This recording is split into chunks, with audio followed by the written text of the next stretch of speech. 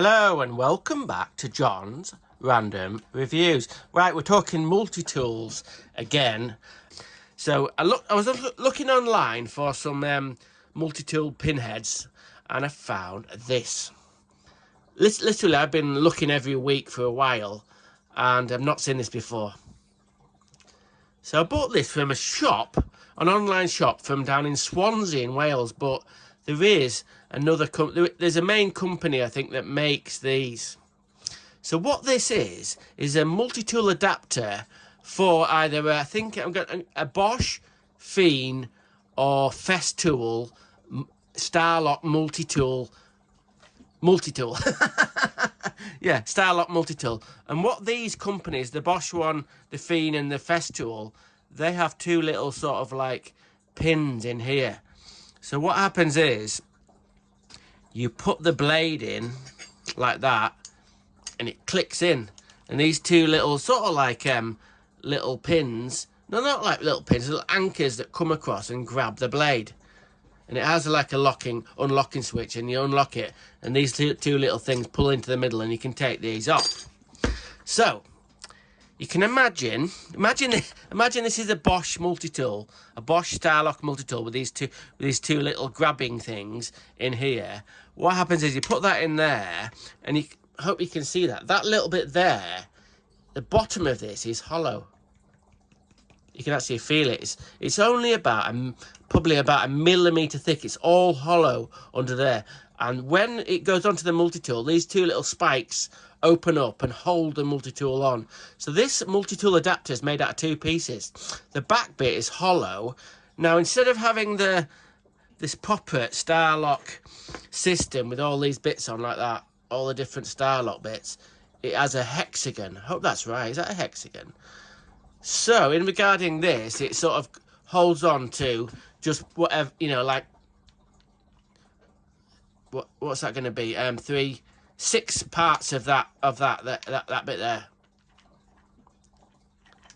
So that sits in there,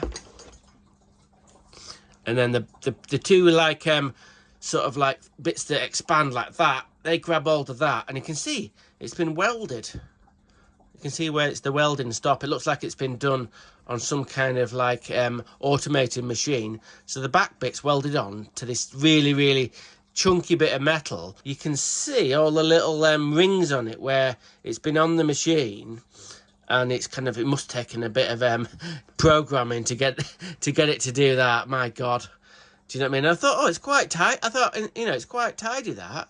It's quite tidy. But this isn't a big factor. But when you put these blades on here, there's a little bit of tolerance there. Now, will it make a massive difference? I've worked that out about 2 millimeters. But if you've got an oscillating range of 12 and you're losing 2 with that little bit of a slack there. Now, I know what you're saying. You're saying when it gets all bolted down, it won't move. But if you're really going for it with some hard material, I reckon it'll still wallow out like that. But that's not the main issue.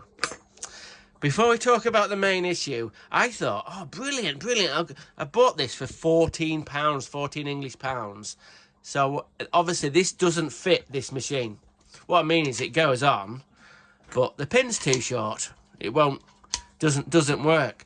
But I thought, if I make this pin longer, cut this and make a longer pin, and then sit that in there, and then that would hold that on like that. Like that. That looks a lot neater, to be fair, than that. So rather than having wrecking a multi-tool head, or having that welded onto a multi-tool blade, I thought, oh, this is brilliant. This is brilliant.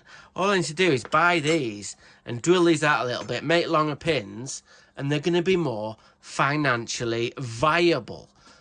But I think there's a problem. I'm going to make one of these. This is like going to be Mark III prototype.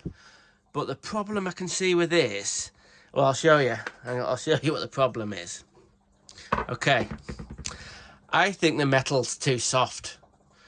We're going to do the test. You know that Avi guy from Canada? He always does the test like that. And I tell you what we'll do. We'll do it on this one first. to show how hard the metal is, you can't probably see that. Hang on. Oh, hang on.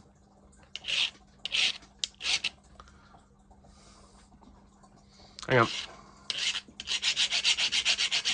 Now, Avi would say, you know what he'd say now, hard as a coffin nail. That is hardened steel. The file didn't even touch it. I think it was wearing the file away. But check this out. This is disappointing. Check this out. Oh my God. Oh my God. That is so soft. That's just mild steel. Look how that's worn out. So you can imagine when you get your multi-tool blade on there, and that's got a slight little bit of movement, it's going to absolutely... Well, I say that. I think it's going to knacker the pins. It's either going to snap them off or it's going to make them sort of tiny and it's going to wallow about a lot. That is a bit of a disappointment. I thought this is going to... Oh, yeah, I've sussed it. This is going to be the new Mark III, John's Random Reviews multi-tool adapters, but not like that. It's bloody metal's too soft. Anyway, I'm going to try it. I'm going to make a longer pin for this, and then I'm going to try it with this adapter. But I'm not putting up too much hope. Initially, I think it'll work okay. But after a while, well, I'm going to give it a really hardcore test. It's not going to work. Now, why did they use a soft steel for this bit here? Well, I'm not a bloody sort of physicist or whatever, you know what I mean, a bloody engineer. Far from it. I'm only a bloody regular plumber. But I reckon when they CNC this, all these little studs or pins out, if it was hardened steel, it would completely destroy the machine, you know, the cutter. To do that, it might do one of them, and then it's just uneconomical to keep on replacing the cutter to cut this. Now, is there a way to kind of get these cut with the mild, this bit being mild steel, and then get all the pins cut out and then harden it potentially? But they haven't done it. They haven't done it. I personally think they need to be really, really, really hard, them, which they are. And as I think after a while they will get a little bit on the edges there, get a little bit worn, but they generally just snap off.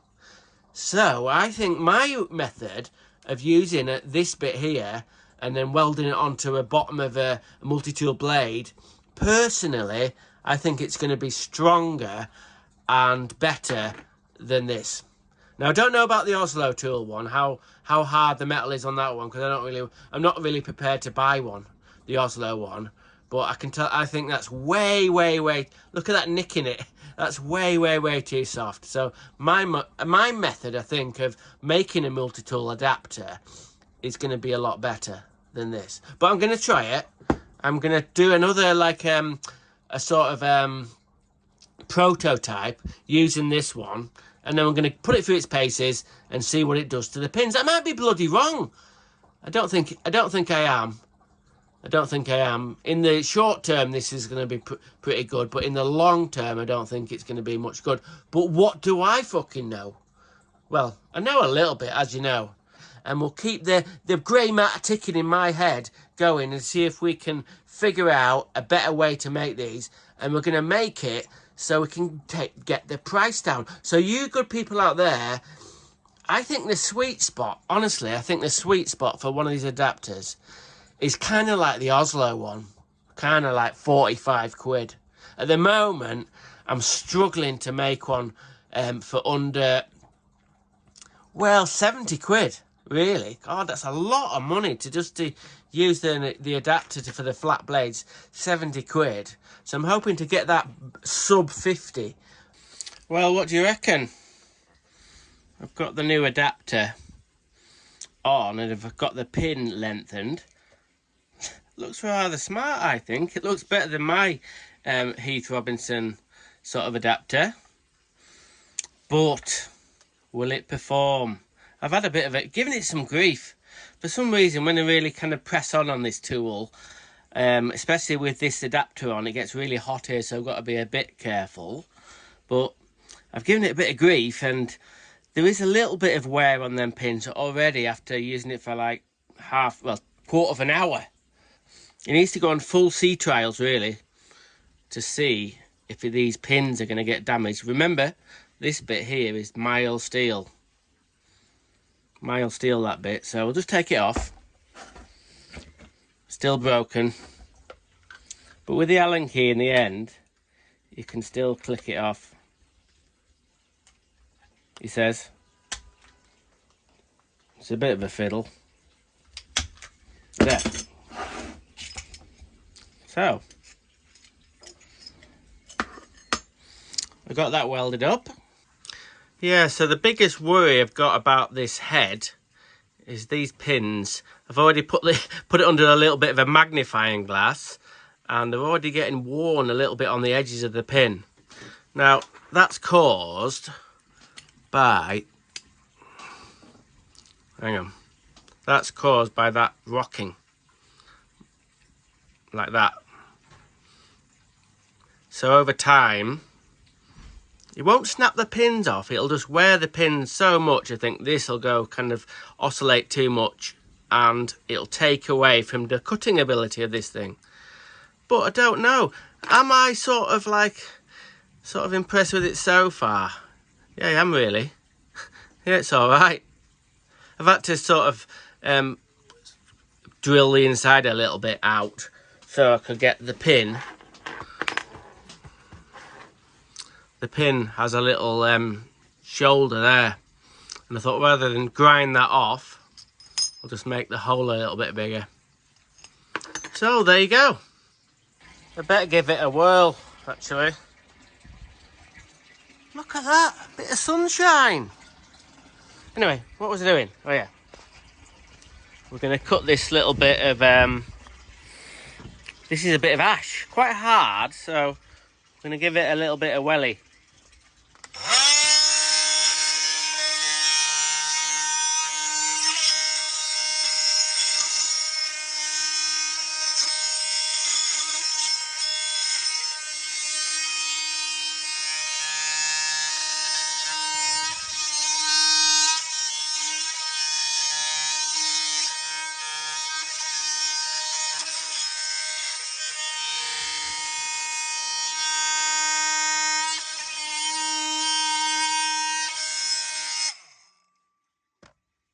Well, apart from the bloody awful racket, they seem to make more of a noise when they've got the flat blades on. I don't like it, crikey. But, yeah, hang on. Did alright. Which is going to be better? That one. That one. Or this one. Don't know at the moment. More testing to do. Anyway, I'll see you next time. Random is rad. Rock on.